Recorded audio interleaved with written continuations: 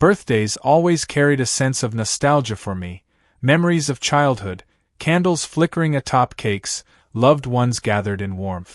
This year I expected something similar. I had no clue the night would shatter me in ways I never imagined. Melissa, my wife of 8 years, had orchestrated a lavish dinner at her parents' mansion. The estate shimmered under golden chandeliers, the dining table stretching long enough to seat 20. Her family was there, along with our closest friends and colleagues. Champagne flowed freely, and waiters dressed in crisp black and white uniforms flitted between guests, refilling glasses and serving gourmet dishes. Melissa looked breathtaking.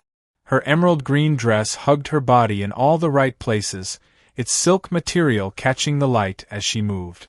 Her golden hair cascaded down her back, and her lips, painted a shade of red that had once made my pulse quicken, curved into a mysterious smile. I had loved this woman deeply, believed we were inseparable. As the evening progressed, laughter and conversation filled the air. Robert, my father-in-law, raised his glass. To Daniel, my son-in-law, may this year bring him success and wisdom. A chorus of cheers erupted, and I smiled, nodding in gratitude. Melissa stood, holding an envelope in one hand and a glass of champagne in the other. "Darling," she said, her voice smooth as silk, "this is a night you'll never forget." The envelope landed in front of me. A few guests chuckled, assuming it was some extravagant surprise, perhaps tickets to a dream vacation. But as I picked it up, my fingers already sensed the weight of something different. I opened it, my eyes scanning the contents. Words blurred. Divorce papers. Signed, notarized, complete. The room tilted. My stomach twisted into a cold knot. I looked up, heart pounding. "What is this?" Melissa smirked, taking a slow sip of champagne. "Your birthday gift." The word struck like a slap. Murmurs rippled through the crowd. A few guests exchanged uneasy glances, while others pretended they weren't witnessing my humiliation. Robert leaned forward, hands clasped. "It's time, Daniel. You knew this was coming." I swallowed, trying to steady my breath. "No, I didn't." Melissa sighed, her expression almost pitying. "Oh, darling. Don't make a scene. Just sign them." Anger surged through me. "In front of everyone?" She shrugged. "Transparency is important, isn't it?" A part of me wanted to believe this was a cruel joke, that any second now she would burst into laughter, revealing it as an elaborate prank. But her gaze held no amusement, only cold detachment. My fingers curled around the paper, crushing it slightly. "After 8 years, this is how you end it?" Melissa exhaled, as if growing impatient. "We've been over for a while. I just made it official." I scanned the guests, searching for a sympathetic face. None met my gaze. They had all known. I was the last to find out. My chest tightened, a mix of rage, betrayal, and disbelief clawing at me. My wife had turned my birthday into a spectacle, publicly discarding me like last season's fashion.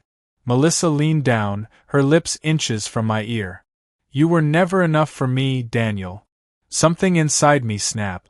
I wasn't going to give her the satisfaction of seeing me crumble. I stood, setting the papers back on the table. My voice was steady when I spoke. "You know what, Melissa? You're right. This is a night I'll never forget." Then I walked out, leaving behind stunned silence, murmurs, and the woman who had just made the biggest mistake of her life. I drove aimlessly, city lights blurring as anger and disbelief tangled in my mind. The woman I had loved, trusted, and built a life with had shattered it all in front of her family and friends. Why? What had changed? Melissa and I hadn't been perfect, but we weren't broken either. Or at least, I had believed that. Yet, the way she had handed me those papers, so smug, so confident, told me this wasn't a sudden decision. She had planned this. But why make a spectacle out of it? My phone buzzed. Ethan. My best friend. "Man, where are you?" His voice carried urgency. "Driving. Need to clear my head. You need to come to the Velvet Room. Now." I frowned. A high-end bar, private booths, dim lighting, Hardly the place I wanted to be. Ethan, I'm not in the mood. Daniel, trust me. You'll want to see this. Something in his tone sent a chill down my spine. I turned the car around. The velvet room pulsed with soft jazz, expensive whiskey, and whispered secret. Ethan sat in a corner booth, his expression grim. I slid in across from him. What's going on? He placed his phone on the table, tapping the screen. A video played. My blood turned to ice. Melissa. Draped over another man, her lips pressing hungrily against his. The timestamp? 2 weeks ago. The location? Our anniversary getaway. I gripped the phone tighter. Who is he? Ethan exhaled. Zane Caldwell. I blinked. Jane? The name sent a wave of disgust through me. I knew him. Wealthy, arrogant, and dangerously charming. A notorious womanizer. He had circled Melissa at events, but I had always trusted her. Had I been a fool all along? Ethan hesitated. That's not all. He slid another picture toward me. A legal document. A property transfer. Melissa's name, right there beside Zane's. A penthouse in her name, signed a week ago. My stomach churned. She had left me for him. Planned it. Secured a future before she even ended our marriage. I clenched my fist. She used me. Humiliated me. And now, she thinks she's won. Ethan nodded. She thinks you'll just disappear, lick your wounds, and let her walk away with everything. Melissa had played me for a fool. She had turned my birthday into my downfall. But she had underestimated me. I wasn't walking away empty-handed. And I sure as hell wasn't going to let her and Zane win. Betrayal had a taste. Bitter, metallic, burning down my throat like cheap whiskey. Melissa had played me, paraded my humiliation, and walked away as if I were nothing more than an inconvenience. She thought she had won. She was about to find out just how wrong she was. The next morning, I met with my lawyer, Lucas Bennett. He had been my legal advisor for years, sharp as a blade and twice as deadly in a courtroom. I handed him the divorce papers Melissa had so proudly gifted me. She thinks I'll roll over and accept this, I said, voice cold. I won't. Lucas scanned the document. She's asking for the house, half your business shares, and full alimony? He let out a low whistle. Damn, she's bold. She's been planning this for months, I muttered. She's already moved on, with Zane Caldwell. Lucas raised a brow. Caldwell? The real estate mogul? I nodded, sliding Ethan's pictures across the desk. They've been together for a while. She just wanted to secure my assets before making it official. Lucas leaned back, rubbing his chin. Adultery is still frowned upon in court. If we prove she was unfaithful, she loses any right to alimony. We can also contest the property division. I exhaled slowly. I don't want to just contest it, Lucas. I want to make sure she regrets ever doing this to me. He smirked. Then let's get to work. Step 1. Expose her affair publicly. Melissa loved appearances. She thrived on admiration, status, and the illusion of control. Taking that away would cut deeper than any financial loss. The perfect opportunity came 2 days later, a charity gala hosted by Melissa's mother. The guest list included politicians, celebrities, and the elite. Melissa and Zane would be there, no doubt basking in their secret triumph. Ethan and I arrived early. I had dressed the part, tailored suit, confidence exuding from every step. If Melissa thought I would appear broken, she was about to be sorely disappointed. The room was grand, adorned with crystal chandeliers and silk-draped tables. Waiters circled with trays of champagne, guests whispered behind glittering masks of politeness. Then I saw them. Melissa, dazzling in a red gown, her hand resting possessively on Zane's arm. They moved together like a couple who had already forgotten the man she had discarded. Perfect. I waited until dinner was served, guests settled, conversations flowing. Then, I nodded at Ethan, who discreetly left the table.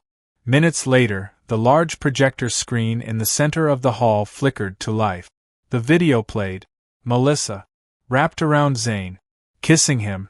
2 weeks before she handed me divorce papers. A collective gasp echoed through the room. Melissa's face drained of color. Zane stiffened, eyes narrowing. I stood, slow and deliberate. "Ladies and gentlemen," I said smoothly, voice carrying through the stunned silence. "It seems my wife was celebrating our anniversary with someone else." Murmurs turned to hushed whispers. Some guests gawked openly, others exchanged knowing glances.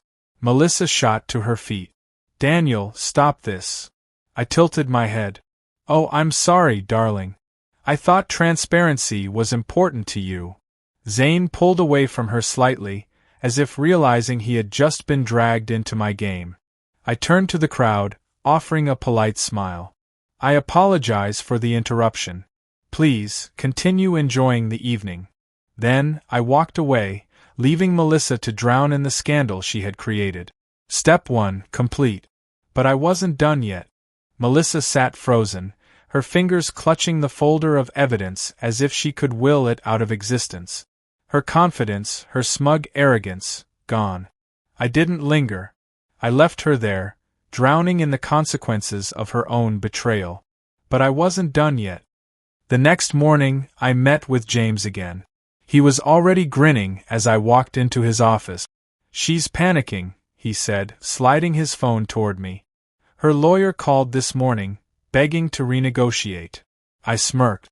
"Let me guess, she wants a fair split now?" "Oh, she's desperate," James confirmed. "But you have her cornered. Legally, financially, hell, even socially." I leaned back, satisfied. "Then let's make sure she really feels it." Melissa had built her social life around appearances.